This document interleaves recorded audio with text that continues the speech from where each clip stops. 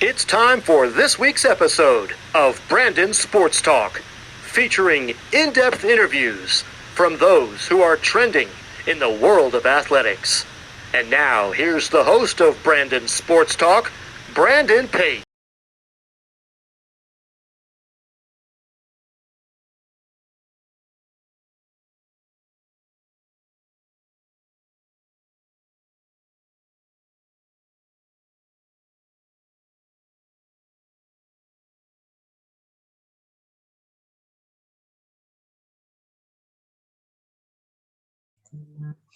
Welcome back to Brandon Sports Talk. In today's episode, I have the privilege to interview the Florida Gators Director of Soccer Operations, Sarah Lowdon. How are you doing today? I'm doing well, Brandon. How are you doing? I'm doing good. Can you talk about how you knew that you wanted to work in college athletics? Yes, well, first of all, thanks for having us on. It's a privilege to be here. I'm really excited that we were able to schedule this. I know it kind of took a while, but I'm glad we made it happen. So so how did I want to start in college athletics? So it was kind of a natural progression for me to begin, once I finished playing, to begin coaching, to be honest. I always knew I wanted to be a coach. And so I came to America when I was 18 years old and on a soccer scholarship. Obviously didn't really know what that entailed until I actually got here. But I knew from a young age that I wanted to coach. I was raised in Newcastle, England, Newcastle upon Tyne, which anyone knows Newcastle. It's known for its nightlife, its beer, and its football team, Newcastle United. And so I was kind of read around the game of football. I used to play Championship Manager, which is a football simulation game. On the X's and O's, you get to manage teams and manage players. And I was obsessed with that game. I used to play it 10 hours a day. So coaching was always in my future. And so when I finished playing and realized I probably wasn't good enough to be a professional, it was a natural progression for me to begin coaching. Can you talk about, of course, your college experience at McNeese State University playing? Oh, I lost you there. Can you talk about your college experience playing soccer? Yeah, I had the opportunity to play at a big SEC school called Mississippi State University, and then I transferred to a smaller Division I school called McNeese State University. And so I kind of had the opportunity of, being at a Power 5 school and then a smaller Division I school, which I think is going to help me as I begin my potential assistant coach or head coaching journey in the future, in terms of like helping other athletes with their recruiting processes and kind of the pros and cons to both experiences that I had. But I had great experiences.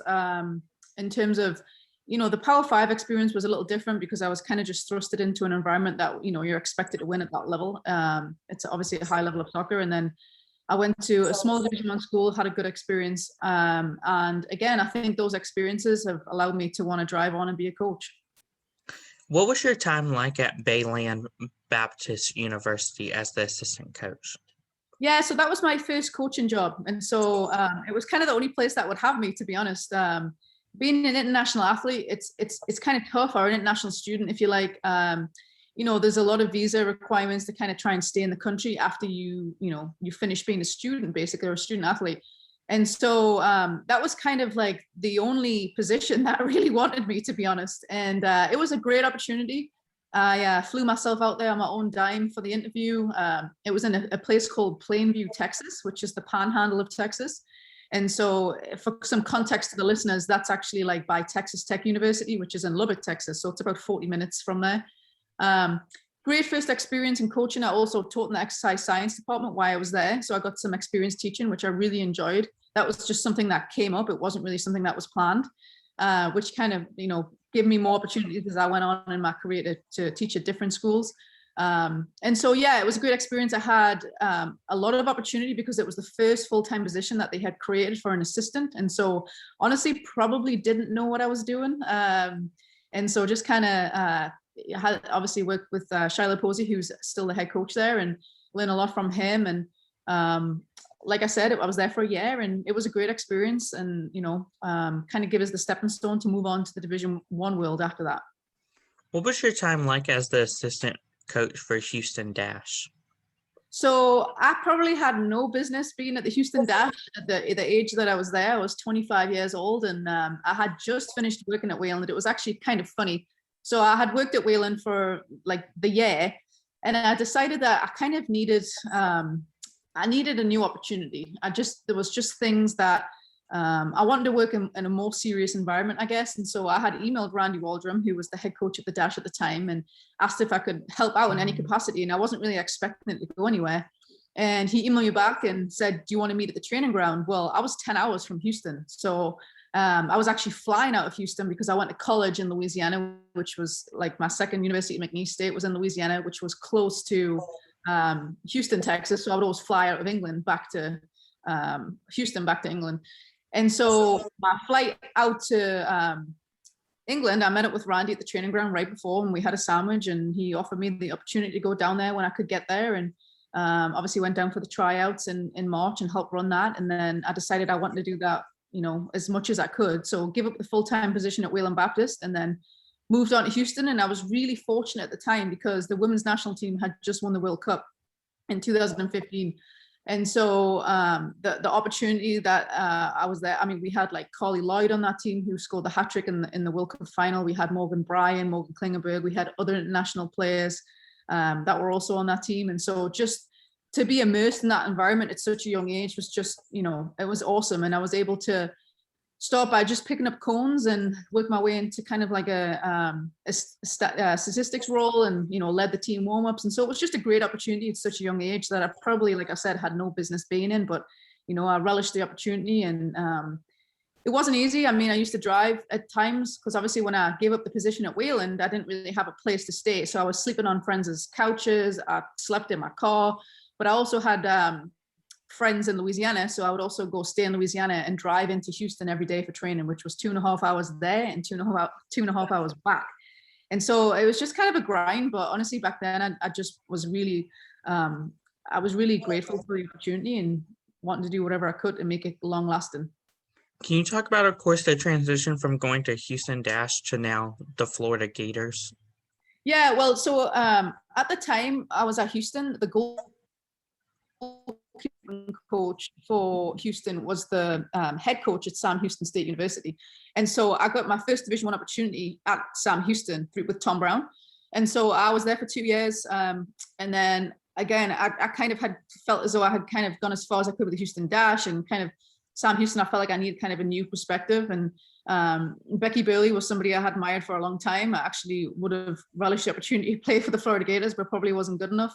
And so we laugh about it, but kind of stalked her, to be honest. I would find opportunities and events that she would be at, and I would pay to get there just to kind of get in front of her. And one day I just asked her, I just said, hey, like I just had plucked up the courage and said, I'd love to work for you in any capacity. And we made it happen. So I went from being an assistant coach at Sam Houston in the Dash, obviously I was a volunteer for the Dash, to pretty much being an equipment manager for the Florida Gators women's soccer team. And so, you know, just to give up a full-time salary and pack up everything that I owned, which wasn't a lot at the time, but I kind of gave some stuff away too, and whatever fit in the car, moved to Florida. And I think I was an equipment manager for 3 years. Obviously did the duty as the title suggests, but Becky gave me a lot of freedom to do other things, filling gaps of the program that I thought were missing. And now I'm actually full-time as a program coordinator.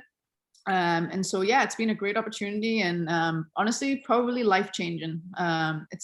Becky's somebody who puts person over player, and my values and philosophies, if you like, align with hers. And so just really grateful for the opportunity that she's given me. And like I said, it's been pretty life-changing.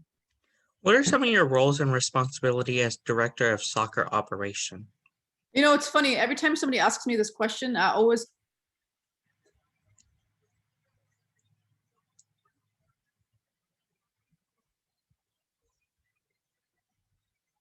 my memory always goes blank because things down. My job is pretty much handling the day-to-day operations of the program. And I'm sure that every soccer program, or, you know, basketball is obviously different in football. But the way our program is set up, it's a pretty big operation to be the director of operations. And so my responsibilities vary from, you know, managing the entire program budget. I'm responsible especially for team travel. So that means, you know, making sure that we have our hotels for the spring and fall seasons, especially this year with the COVID year. We're obviously playing all year round in the middle of a pandemic, making sure the food home and away is taken care of. Buses, making sure the buses are picking us up. And again, with COVID, we had 2 buses for every trip to make sure everybody was spread out, right, with social distancing. So yeah, like planning that for the upcoming seasons, but also making sure it's taken care of like within season. then ordering equipment for the next year and the actual year that we're in. So that goes from like ordering the gear for the players and the staff, the male staff, the female staff, and then also like for the upcoming year, which happens, it's kind of strange because the equipment happens in October for the following year in August. And so you're having to really like, you know, kind of organize that really, really early. Like I said, the day-to-day operations, so setting up meeting spaces for the team. I'm kind of also the DOFI, which we laugh at this. So I'm the director of first impressions. So if somebody comes on campus, such as a recruit, they're the first person that I'm going to meet. So it's really important that I, you know, set a good first impression. So director of operations, but also the director of first impressions, we like to call it. Expense reports, purchase orders, meeting with the players one-on-one, which it's really important. I can't emphasize enough how important it is to meet with players one-on-one, not just coaches, but also we obviously give the program coordinator, which just happens to be me, that opportunity too, because it gives the players kind of an opportunity to meet with somebody different that's not a coach per se. I also do things beyond the job scope. It's just kind of, you know, obviously I want to be back in coaching at some point. And so I design our set piece routines, which is just kind of like, that's something that I really enjoy doing. And then just creative ways and things that I like to explore too. So organizing things with the team, such as an incoming student athlete guide. So the student athletes that are incoming get like a guide, which has information such as staff and player directories, scholarship disbursements, orientation information, dorm information, what to pack. And then we have a parent guardian guide, which explains like all our travel information. So the parents aren't bombarding our student athletes throughout the season of like what we're doing. They know because it's all laid out for them. And then like even like we have like a player binder, which is for all our players that are incoming. So just all these little creative things that I've been able to also do beyond the job scope. Of course, you said as the director of first impressions, can you talk about, of course, like on an official visit, like for prospective student athletes, what you do for prospective student athletes? Yeah, well, obviously this year has been a little bit different because it's, you know, we've obviously been in a recruiting dead period. And so, you know, there wasn't anybody coming on campus pretty much for that entire year up to now until I've obviously, you know, I'm in the position still. And so it hasn't been as conventional as you would think, but you know, my role right now that I've been doing is in-house recruiting stuff. So designing recruiting materials, updating the database, being creative with recruiting materials. But my job would be to help two of them around, help set up the schedule when they come to campus. And unofficial visits and official visits are obviously a little bit different, but making sure that the student athlete gets as much time with our current team as they can, because the most important thing to incoming student athletes or prospective student athletes, if you like, is they want to know how they're going to fit in with the current team. And so I like to let the prospective student athletes set up their own schedule. And so, you know, you can take them on tours and they can see all the buildings, but they're not really interested in the buildings. They're more interested in how they're going to fit in with your current team. So making sure they get enough time with the team as possible, and obviously with the coaches too. Of course, with soccer on the official visit, do they get to try on the Florida Gators jersey? Yes, they do. They take a picture. Can you talk about that experience of trying on that jersey and how it feels when they try it on?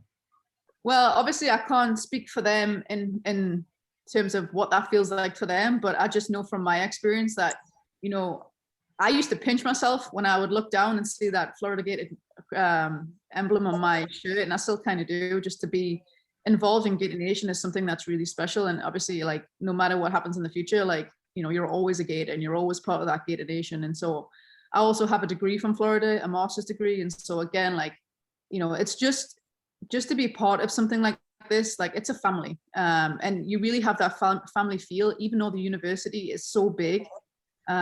It's a very unique experience because I just feel like, you know, it is a family and there is a belonging there, and that's, you know, part of being on a team is you get some belonging. And so I'm sure when they put that jersey on, they're just, you know, elated. You know, like I said, I pinch myself still, and so I can only imagine for them at that age. What is something that you learned now that you didn't know before becoming the director of operations? Oh, that's a good one, Brandon. So I would say you do not realize how broad the job is and how important the details are until you're actually in it, because if you think about it, if you put the wrong address on an itinerary, which is maybe an honest mistake, if you put the address for the field on the itinerary and it's not the right address and you just skipped over that in the office and then the bus pulls into the wrong field, that's a major mess up. And so, there's a lot of details in this job and it's a very broad job. But what I will say is unless you're in it, you have no idea. And it takes you a year. It took me a year to kind of get my feet on the ground. And there's a lot of processes you have to learn. But what I would say is it's a very rewarding job because, especially for me, because obviously in the future, I would like to be a head coach. And I don't know when that is. Maybe that's in 5 years. Maybe that's in 10 years. I'm not really sure.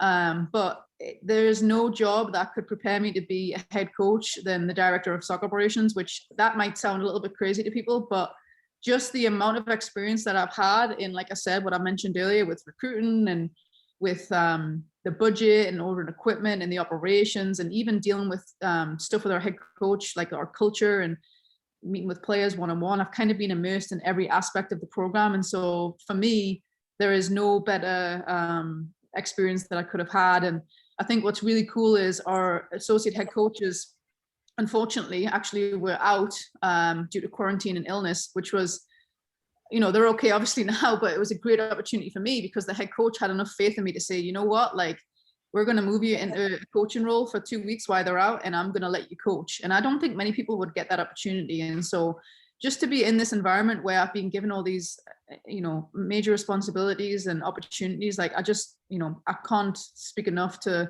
the volume of our staff and our athletic department that they showed that belief in me. That's amazing. What advice would you give upcoming future people looking to get into director of soccer operations on the college level? Yeah, I think it's like I said, I think it's a very rewarding job. What I would tell people is I would say that, you can make this job anything you want. And so if you want to expand the job description, obviously there's a lot of work involved in that because you're creating more work